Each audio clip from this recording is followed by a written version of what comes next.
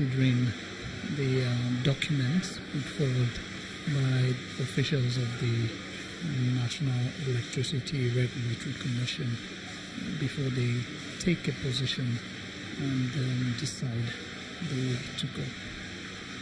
Okay, Mr. Chairman, I think after consultation with the SAN and also the provisions of our House rules and the constitutional provisions which supersedes all, we are of the view and strongly insist that you as the regulator of this sector is not only answerable to the Nigerian people but answerable to the Nigerian Parliament. Your organization is in existence by the Act of Parliament, and the law says any act, any organization that we make an act for, we can actually expressly investigate, oversight, and budget for. So what we're doing today, after looking at the court order, we are not interfering with the orders of the court. We are actually, even the motion that was raised on the floor and the resolution of the House clearly states what the order says. The order says maintain status quo. And we said that the Commission should reverse itself. If I remember, one of the letters of the resolution says that you should reverse yourself to status quo. And while we investigate these issues that would and has caused investors' confidence and instability in the market, our concern is to make sure that the laws we make in the National Assembly is being properly adhered to, and the heads of this organization act within the limits of the law and fairness to all concerned. And if I should bring on notice, I actually, Mr. Chairman, attended a seminar or a training on regulation in London with some of your commissioners, and it was clearly stated the processes of regulatory orders or directives. And we think that what we're doing is in line with what you have done. We respect that the regulator is always right to the extent that it is interactive and all-inclusive and will not jeopardize national interest or investors' confidence.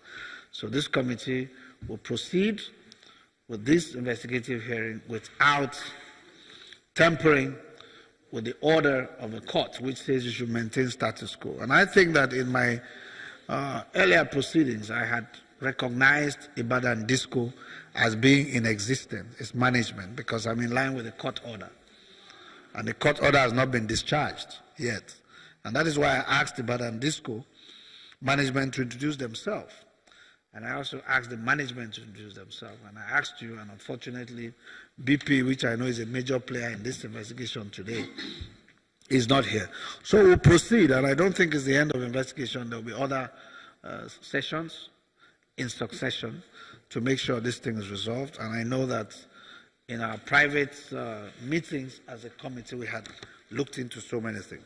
So I want to thank you, Mr. Chairman, for bringing to our notice this. That's the beauty of democracy and the rule of law. Thank you. So we proceed. Please make your presentations. Thank you.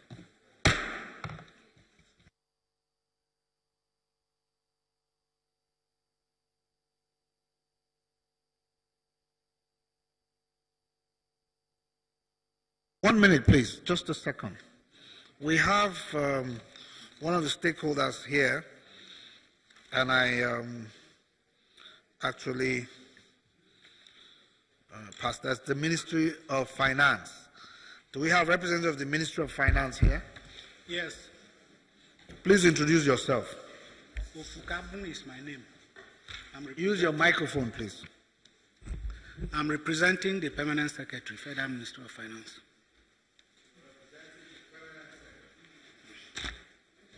I have a letter to that effect. Thank you very much for coming. Your name again? Ofukabe Ofuka. Okay, thank you. Yes, please, Nick, continue.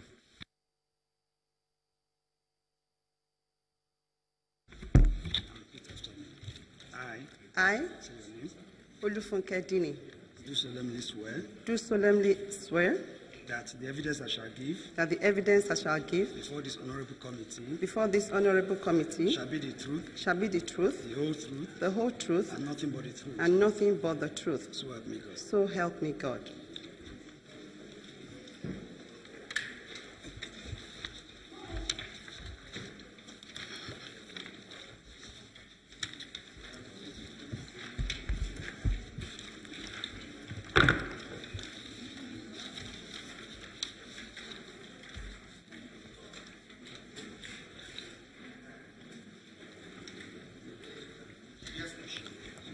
Mr. Chairman, honorable members, once again we thank you for this invitation.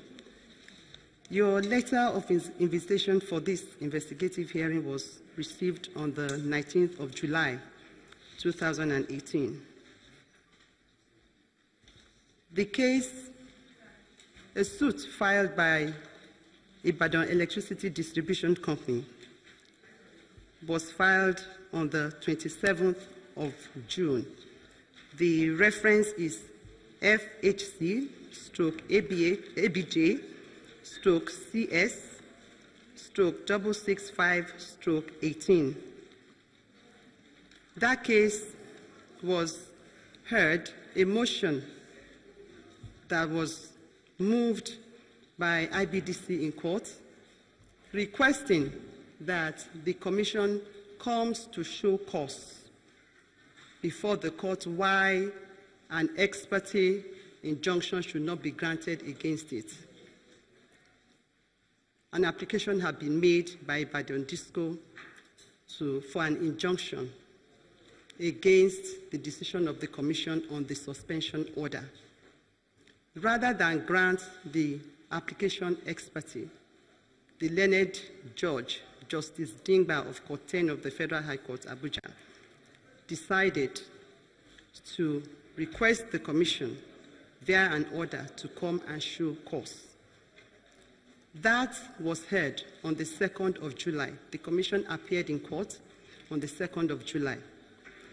At that hearing, His Lordship Justice Dingba issued an order that status quo should be maintained and that parties should maintain status quo, should not meddle with the issues as they were at the time of the proceedings.